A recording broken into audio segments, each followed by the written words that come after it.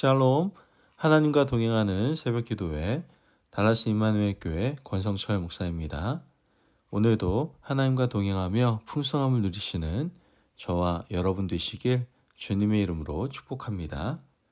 오늘 말씀은 예레미야 31장 1절에서 9절까지의 말씀입니다. 여호와의 말씀이니라. 그때에 내가 이스라엘 모든 종족의 하나님이 되고 그들은 내 백성이 되리라. 여호와께서 이같이 말씀하시니라. 칼에서 벗어난 백성이 광야에서 은혜를 입었나니 곧 내가 이스라엘로 안식을 얻게 하러 갈 때에라. 옛적에 여호와께서 나에게 나타나사 내가 영원한 사랑으로 너를 사랑하기에 인자함으로 너를 이끌었다 하였노라. 처녀 이스라엘아, 내가 다시 너를 세우리니 내가 세움을 입을 것이요 내가 다시 소고를 들고 즐거워하는 자들과 함께 춤추며 나오리라. 내가 다시 사마리아 산들의 포도나무들을 심되 심는 자가 그 열매를 따기 시작하리라. 에브라임 산 위에서 파수꾼이 외치는 날이 있을 것이라. 이르기를 너희는 일어나라.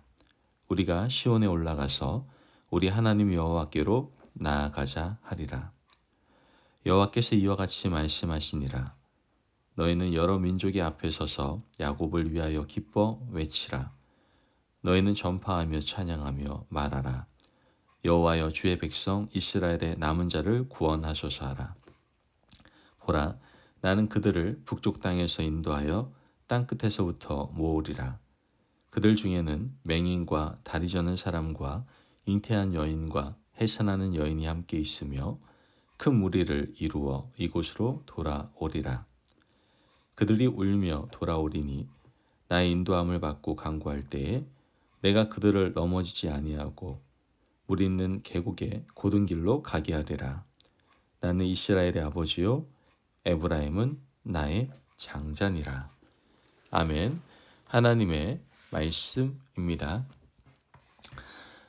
여러분, 가끔 인기 절정이 있었던 연예인들이 극단적인 선택을 했다는 보도를 접할 때가 있습니다. 그들은 인기 절정에서 밀려났다는 상실감과 대중에게 더 이상 인정받을 수 없을 것이라는 두려움을 견디지 못해서 극단적인 선택을 하게 된 것이죠.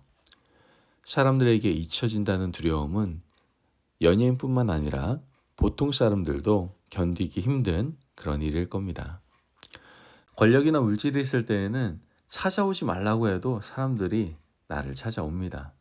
내가 찾아오라고 하지 않아도 문전성시를 이루게 되죠. 하지만 시간이 지나면서 권력도 물질도 사라지고 나면 문전성시를 이루던 사람들도 다 떠나가게 됩니다.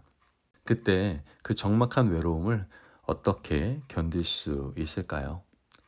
비록 사람들은 이렇게 우리를 떠나가고 나를 홀로 남겨둔다 할지라도 하나님은 잊지 않으시고 나를 기억하고 계십니다. 아멘. 오늘 본문에서 하나님이 우리를 기억한다라고 말씀하고 계세요. 특별히 가장 연약한 사람들, 약하고 소외된 사람들을 하나님이 붙들어 주시고 잊지 않았다라고 약속을 하고 계시죠. 본문의 배경은 남유다가 바벨론 느부갓네살 왕에게 멸망당하는 장면입니다. 남유다가 멸망당할 때 바벨론 왕은 그들을 포로로 잡아가려고 애워싸고 한 사람도 놓치지 않았습니다. 백성들 모두가 살기 위해서 아우성이었죠. 그런데 하나님의 눈은 남유다 백성에게만 머물러 있지 않았습니다. 그들보다 더 소외되고 힘든 사람에게로 하나님의 눈길은 뻗어 나가고 있음을 우리는 알게 됩니다. 그들이 누구입니까? 이미 멸망당한 북이스라엘 백성들이었어요. 남유다의 멸망은 기원전 586년이었습니다. 그러나 북이스라엘은 그보다 약 130년 전 기원전 721년에 아시리아에 의해서 멸망을 당하게 되었죠. 아시리아의 군대가 북이스라엘의 수도 사마리아를 함락시키고 그곳에 군대를 주둔시켰습니다. 백성들은 난민이 되어 흩어지고 그중 상당수는 남유다로 흘러들어왔죠. 그리고 또 많은 사람들은 아시리아 포로로 잡혀가게 되었습니다.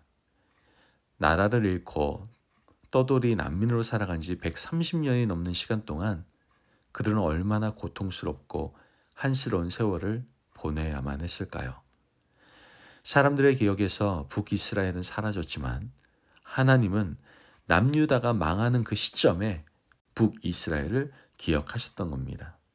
4절 말씀을 보면 처녀 이스라엘아 내가 다시 너를 세우리니 내가 세움을 입을 것이요 내가 다시 소고를 들고 즐거워하는 자들과 함께 춤추며 나오리라.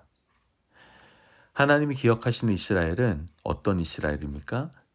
처녀 이스라엘이었어요. 가장 정결하고 순결했던 이스라엘.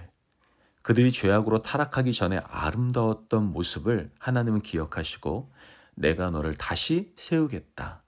소고를 들고 춤추며 노래하던 그 시절로 너를 다시 회복시켜 주겠다라고 말씀을 하십니다. 하나님은 그들의 영토를 회복시키겠다라고 약속을 하시는데요. 5절 말씀을 보면 내가 다시 사마리아 산들의 포도나무들을 심되 심는 자가 그 열매를 따기 시작하리라. 아멘. 사마리아는 이스라엘의 수도였어요. 북이스라엘의 수도 사마리아에 포도나무를 심는다는 것은 그 땅에 사람들이 살도록 도와주겠다는 말씀인 것이죠. 너희들이 포도나무를 심었으니 심은 자가 열매를 따게 하겠다고 회복의 메시지를 보내주고 계시는 겁니다. 나라를 잃고 130여 년이 넘는 시간 동안 난민으로 살아왔던 북이스라엘 백성들이 이 메시지를 들었을 때 그들은 얼마나 기뻤을까요? 아, 하나님 우리를 잊지 않으셨구나. 하나님이 우리를 기억하고 계시는구나.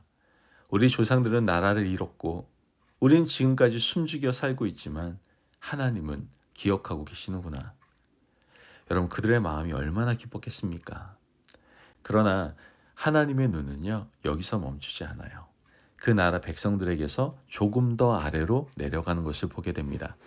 8절 말씀을 보면 보라 나는 그들을 북쪽 땅에서 인도하여 땅끝에서부터 모으리라. 그들 중에는 맹인과 다리 저는 사람과 잉태한 여인과 해산한 여인이 함께 있으며 큰 무리를 이루어 이곳으로 돌아오리라. 하나님의 눈이 어디로 향합니까? 더 아래로, 즉 더 약한 자에게로 향하는 것을 보게 됩니다. 맹인, 다리 저는 사람들, 잉태한 여인, 해산하는 여인에게 하나님의 시선이 향하게 되죠. 이런 사람들은 사회적으로 많은 돌봄을 받아야 될 사람들입니다. 이들에게까지 하나님의 시선이 내려가고 있는 것이죠. 지금 말씀의 배경은 남유다가 망해서 바벨론 포로로 잡혀가는 시점입니다. 그런데 하나님의 눈은 130년 전에 나라를 잃은 북이스라엘의 난민들에게 그 중에서도 맹인과 다리 저는 사람들, 해산하는 여인, 잉태하는 여인에게까지 나아갑니다.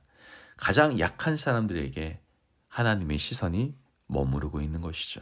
그리고 하나님은 그들을 회복시켜 주겠다라고 말씀하고 계십니다.